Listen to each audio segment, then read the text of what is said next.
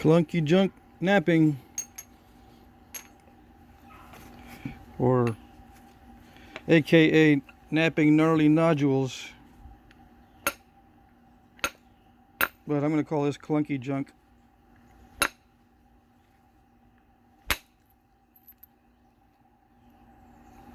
Have a lot of these by request.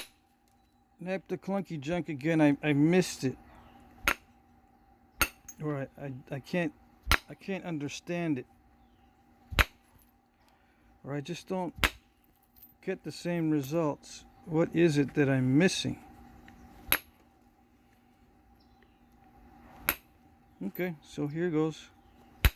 More clunky junk video stuff, more clunky junk napping. Opportunistically. Maybe that's the issue. Random and opportunistic sometimes doesn't register with people. They just don't understand it. Has to be methodical, step by step, easily reproduced. You should probably get into fog napping if that's the case, because this is going to be very hard for you. Flake over grind. That's why a lot of guys go over to that side, which is perfectly fine. There you'll find methodical, step by step, easily reproducible. You can follow along with the video and do the exact same thing.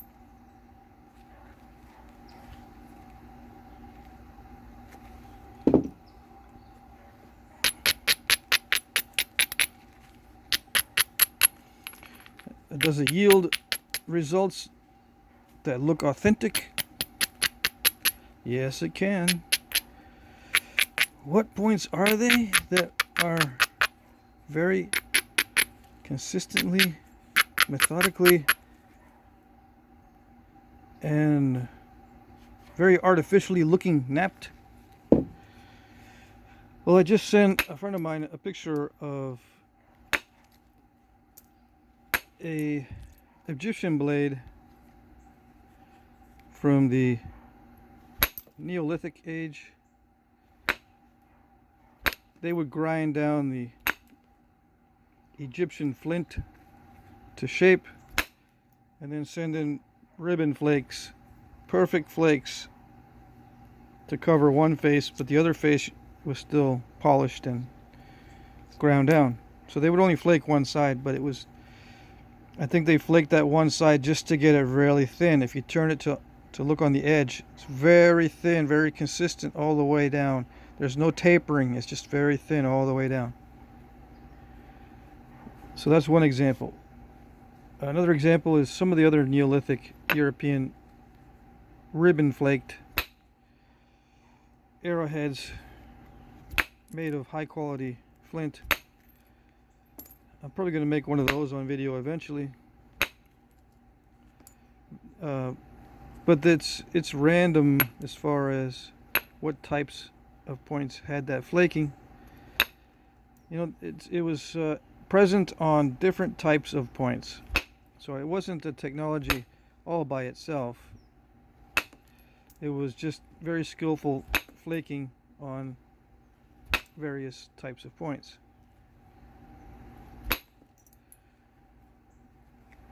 So yeah, you can make, well, also, let's see, another example would be Cody style points, like Eden. Eden points have very regular patterned flaking. Let's see, some points have that flaking only on one side. One side's flat with not much flaking except the original flake scar. The other side is rounded with flakes going over the top, ribbon flakes in very regular patterns. I think Stockton, some of the Stockton points are like that. I think Eagle Lake points are like that. Although maybe Eagle Lake is rounded on both sides, not just unifacial. Plain view? No. First view points have regular flaking. I think that's just due to skill, because I think some of the first views are just partially random, partially regular flaking, depending on the skill of the napper.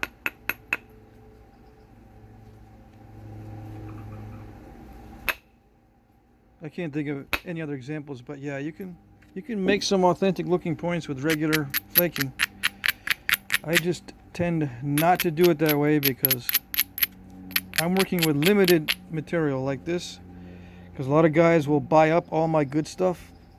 The first thing that happened to me when I started napping, one of the first things other than, can you show me, was, do you have material? Please, I'm dying over here. I need flakes. So I sell my good stuff, or I give it away, or I can't hang on to my good stuff. You know, I can't say no. Yeah, since you're dying over there, I need, I'll give you some. I end up giving away my best stuff. So I worked, since the beginning, I've worked the bad, clunky, junky, gnarly stuff.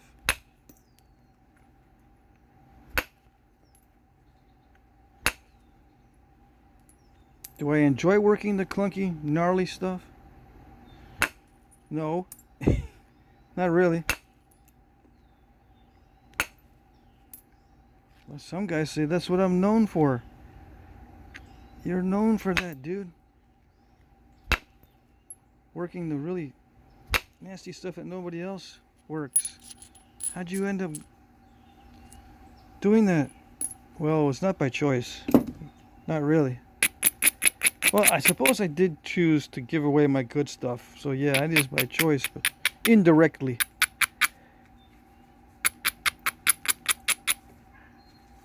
And what happened when I gave away my good stuff to people who were jonesing for flakes?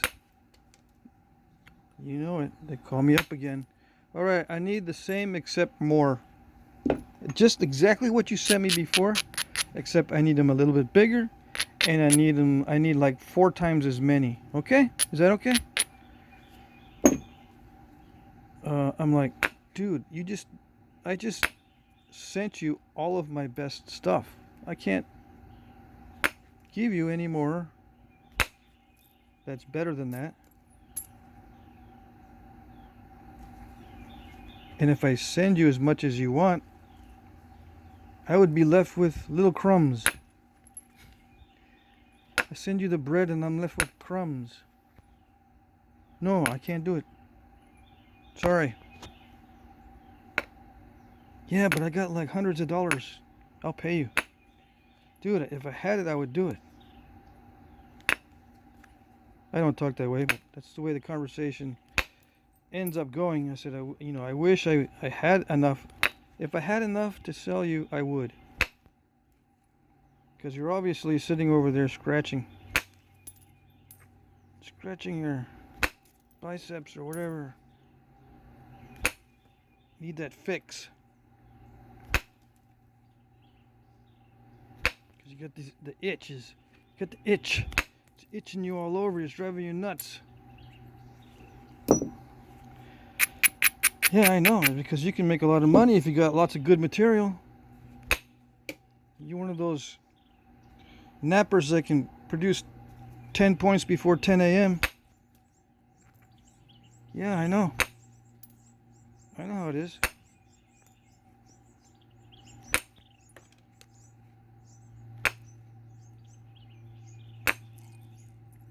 A lot of you guys who can nap fast, you go through hundreds of pounds a week.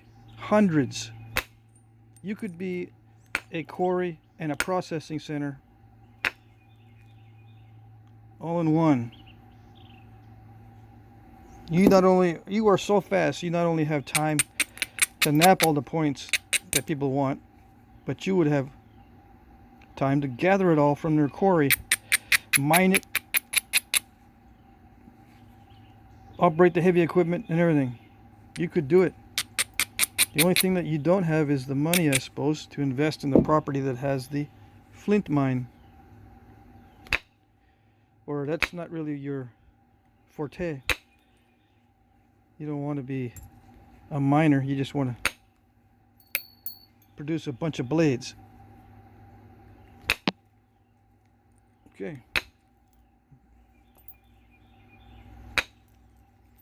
That's why the price of stone is going up really high, as there's more and more people getting into the hobby, which is okay. It's good. But it's just going to get harder and harder until we find a substitute material. I think ceramics are going to take over a large part of the market, because you can cook up a batch of material that looks like stone. Even if it's pure white, it still looks like stone. But now they're putting colors in. Streaks, shades, bands of different colors, different shades here and there. So you can nap a point with a black tip and a white base, and it's just shades in between. Or the other way around. I think the ceramics are going to take over once someone figures out how to make them cheaply. Right now they're as expensive or more expensive than stone, I think, for the slabs, because they're making them in slabs or preforms, pre-shaped preforms.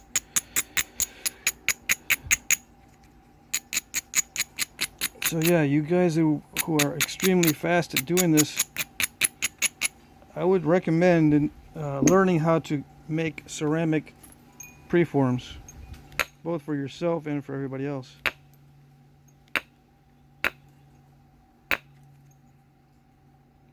I assume the materials are cheap. The ceramic itself is cheap, I assume. As long as you don't have to have it shipped to you. If you get free shipping, okay. But, you know, material for ceramic is not lightweight.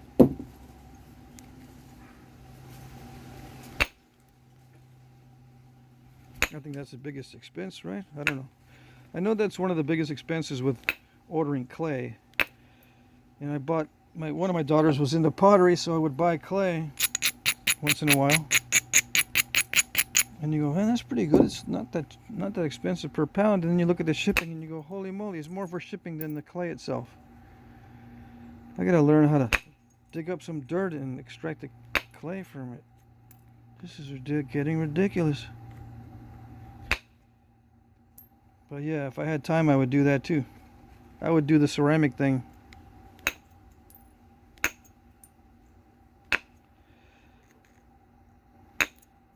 Don't have to worry about working the clunky stuff. We just work perfect preforms every time. What would I do videos on? What would I do? I won't be able to do the yip yap videos. I don't have to get all serious.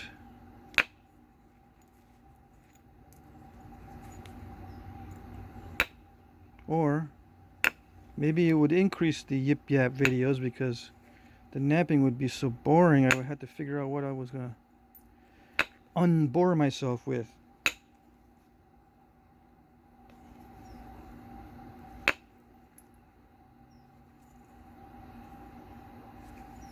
Were you able to see, or was it all blurry for like 10 minutes? 10 minutes of blurry. I don't know. Sometimes I have trouble. I got my glasses on. It looks in focus.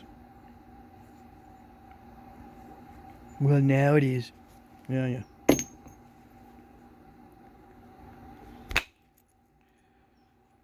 So slowly taming this silly thing. But what I do is, and I've noticed, what I do is I'm just taking advantage of opportunities, and I do the minimal amount of preparation. Minimum. A lot of times I get mistakes because I do the minimum amount of prep. I never really fully do the prep. Hardly ever. 99% of the time I don't prep it fully for a strike. I just strike and hope. Strike and hope. If it makes a mistake, oh well. If I can fix it with the damage control, I will. Maybe for the damage control I'll stop and prepare perfectly. That 1% where I prepare perfectly and I end up wiping out the platform and moving over a little bit, and then I can do the flake. I'll wipe out the perfect one, move over a little bit, and then do a perfect flake off of expedient platform.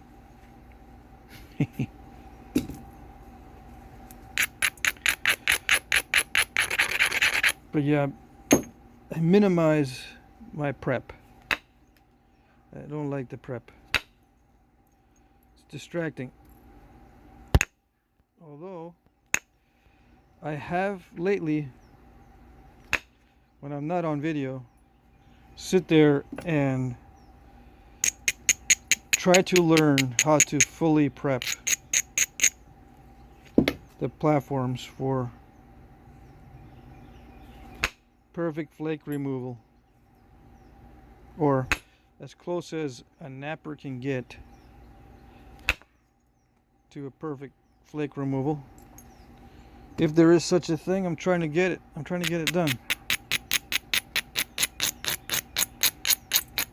For the knowledge, because people ask me, how do you do it? How do you do it? How is it done to be so perfectly prepped? Right now I'm like, I don't know, dude. I don't really know. I just hit and hope. Hit and hope. And I've hit the edge so many times that I'm getting kind of used to it. I'm getting the hang of it. But I still hit and hope. Like right there. No, that's not too bad. I was hoping that little step fracture would come off. But it's just a hope, you know.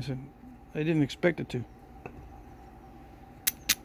Now, if I had set up the edge specifically to take away some of those nasty little steps, then yeah, I can tell if it's steppy stone or not. The more perfect the prep, the more I can judge whether it's me or the stone that's messing up, or the tools just not cooperating fully, or I'm not adjusting the edge to the tool type adequately enough. But what I tend to do, as I've told many new nappers as I'm teaching them, when you watch me nap, I adjust my style to the edge. I don't adjust the edge to my style. In the majority of cases, I adjust my style, my technique, my strategy, all that, I adjust to the edge because I'm opportunistic.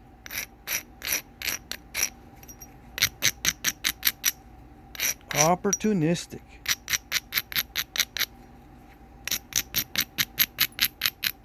Same with hunting or fishing with me, or camping. I don't adjust the campsite to my needs. I adjust my needs to the campsite. I don't adjust the fishing to my needs. I adjust myself to fit the fishing. I don't even know if I said that right. Let's see. I'll make the adjustment to myself first, not to the thing I'm trying to accomplish. That's the way I do everything, I think. I gotta think about that one. That's it. General statements are what get you into trouble. Yeah, I do that for everything. Oh, except for this and that. Oh, except for this and that. So yeah, I can't say everything because then I'd be lying to you. But for most things, I adjust myself to fit. And I don't adjust the situation to me. Although, I think there's probably exceptions to that. Same with the knapping.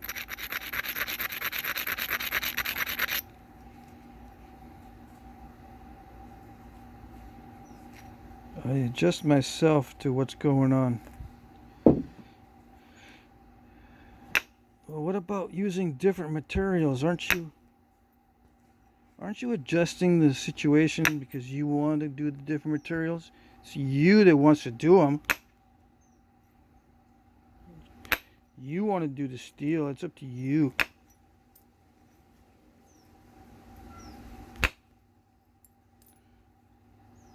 Yeah, I do make that initial decision, but after that, I'm opportunistic.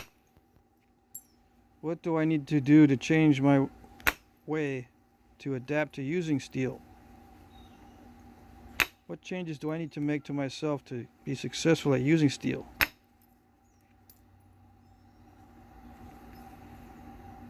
One of the adaptations is the abrading. I need to abrade a lot more, although it's getting to be less and less as I learn what I can get away with. But you can't get away with too much. If you're really smashing the edge, you just can't get away from having to prepare the edge well, because you're going to smash it more easily with steel.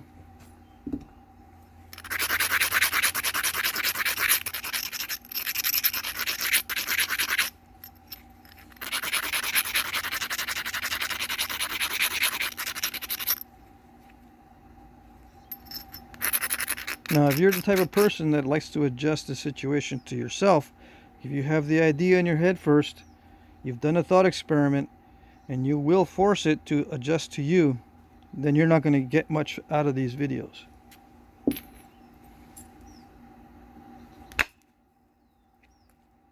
Because that's not what I do. I do the thought experiment, but usually I'm thinking about how much time it's going to take me. How much time is it going to take me to do this or that or this or that? And I'll think about the process in my brain. But I'll usually be wrong because I've missed something, or, oh yeah, it's luck. Luck has a lot to do with it. It may seem like it took me 20 minutes to do a point, but you didn't see the 4 hours I spent on the 3 broken ones before that. And I don't tend to be pessimistic in my assessment of time. Just, well, it's not going to happen. I'm not going to break it 3 times and spend 4 hours in prep before I actually make a point. But yeah, this happens sometimes. And breakages, I call them prep. Yeah, just prep. Get you in the swing of things, so to speak.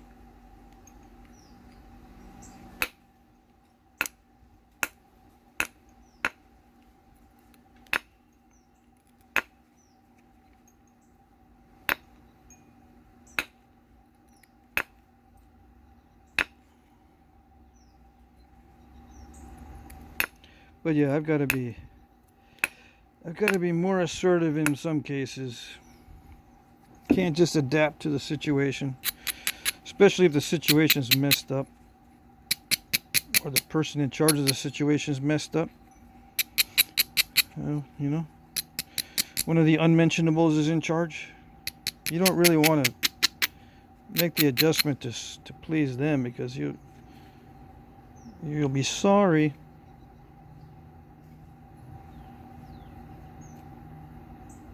Oh yes.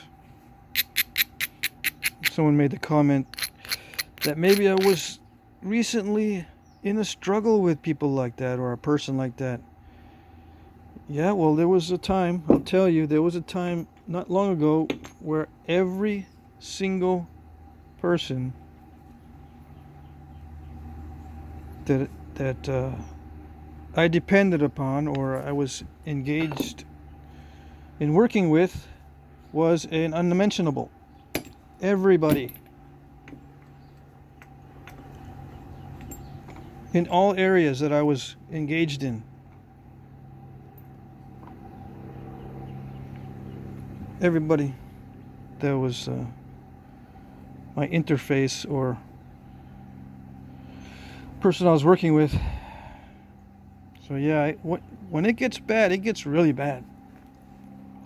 And it can't get any worse than everybody that you know is one of the unmentionables. One of the not everybody, because you don't engage with everybody, but the ones that matter. If they're all unmentionables, something's gonna break. Something happens. You say, this cannot continue. This cannot continue. Not only do I have to make one change, I gotta make a bunch of changes, because everybody that I'm dealing with just does not have a firm grasp on reality.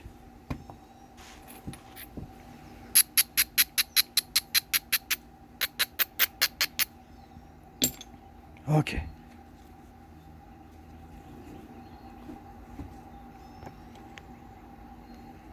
Here we go.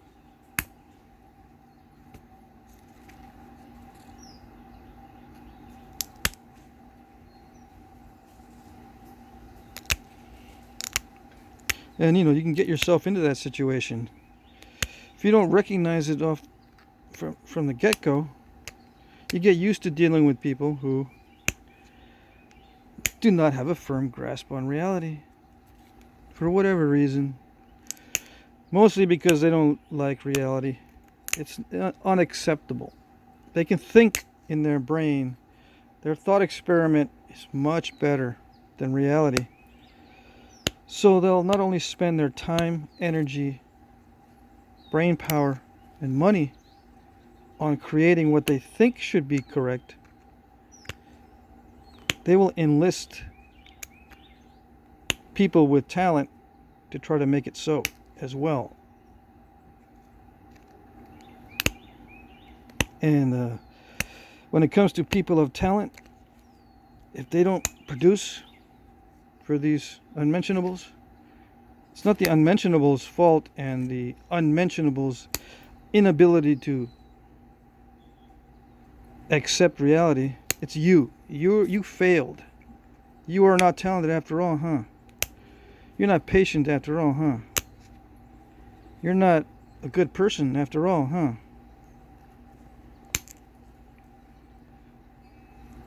Just because you don't match what they think should be the reality. And you're saying to yourself, well, they're probably right, because I could have done a little bit better. I could have done better. Yeah, I think I could have done better. It's probably right. Even though they're making me miserable, I think they may be right. So you try harder. With the unmentionables, your maximum effort becomes their minimum standard.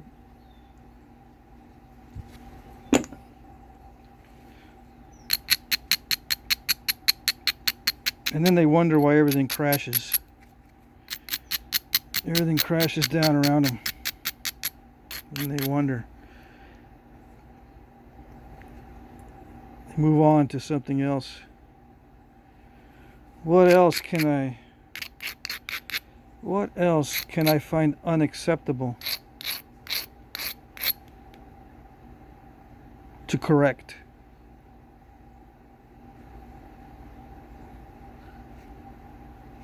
Who else can I enlist for my utopian vision? That sort of thing. Although everyday life is not going to be that dramatic. Not everyone has utopian vision. Some people just want to get further up the status ladder. And if you can't help them do that, you're worthless. They'll let you know too. You're not such a good So, you're not so good after all, huh? Oh well, find somebody else. Anyway, I think I'm running out of time on this little segment. I'm going to make a long narrow point. Or I could just go with the flow and make a knife blade, you know. Leave it a little bit thick. But I'll continue in the next segment.